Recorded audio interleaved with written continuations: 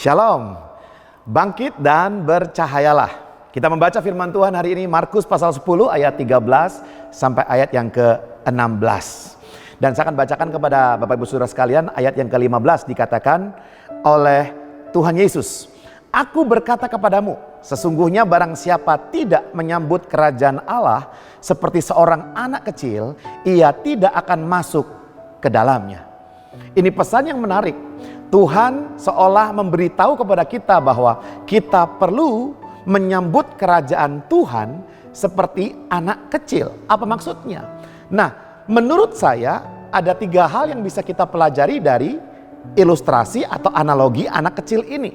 Yang pertama, menurut saya anak kecil itu mempunyai keyakinan atau kepercayaan 100%. Maksudnya apa? Saya sekarang juga punya anak kecil. Ya, ada yang usia hampir 5 tahun dan ada yang berusia hampir 9 tahun. Dan kalau berbicara tentang anak saya yang kecil yang mau umur 5 tahun dan sejak kecil mereka selalu yakin kalau papahnya itu kaya raya. Buktinya apa? Kalau mereka minta apa saja pasti yakin bapaknya bisa belikan. Bahkan sampai minta yang paling mahal sekalipun, dia berkata apa? Ayolah pa, beli aja pa, papa kan ada duit. Dia selalu yakin bahwa bapaknya ada duit. Nah, anak kecil tidak pernah bertanya, Pah gimana kerjaan? Pah gimana profit hari ini? Pah gimana saham? Bagaimana nilai dolar? Apakah kursinya naik, apakah turun? Nggak pernah, anak kecil nggak mengerti itu. Anak kecil selalu mempunyai keyakinan, mempunyai kepercayaan. 100% bahkan 1000% dia yakin betul orang tuanya pasti bisa membelikan apa saja yang mereka inginkan. Apakah kita mempunyai keyakinan seperti itu? Menyambut kerajaan Allah, percaya bahwa Yesus mati di kayu salib menebus dosa kita. Ini pertanyaan pertama.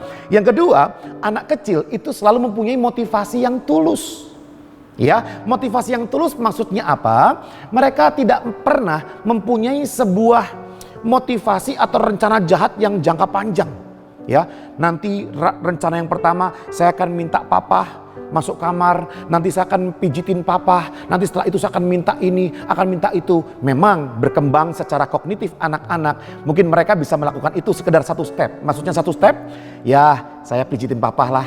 Setelah itu, Pak, aku mau beli balon ya Pak. Misalkan begitu. Ya itu wajar, tetapi kalau kita lihat dari anak kecil itu sederhana, motivasinya tulus.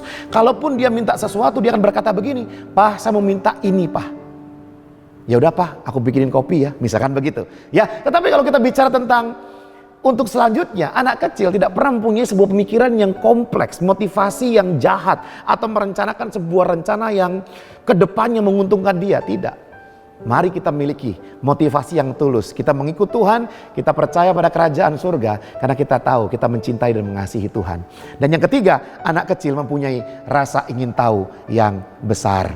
Ya, pernahkah Bapak Ibu ingat ketika anak kecil kita berikan mainan, dia bisa mainan itu mobil-mobilan contohnya. Ini anak saya ya, dari dimainkan sampai dilepas bannya 1, dilepas bannya 2, sampai baterainya diambil, sampai akhirnya digoyang-goyang, dilempar-lempar, sampai hancur berantakan, lalu dibongkar, dipasang lagi. Sepertinya mereka mempunyai rasa ingin tahu yang begitu besar. Sehingga ini apa, dibongkar semuanya.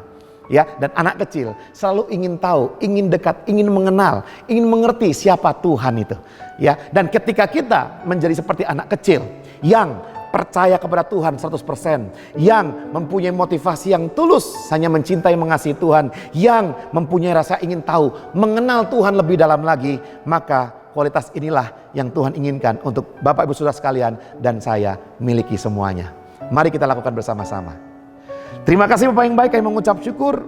Biarlah kami dijadikan seperti seorang anak kecil yang selalu mempunyai percayaan yang tinggi kepada Tuhan, motivasi yang benar, dan juga rasa ingin tahu, mengenal Tuhan lebih lagi. Terima kasih Tuhan, dalam nama Yesus kami berdoa. Amin. Tuhan Yesus memberkati kita semuanya.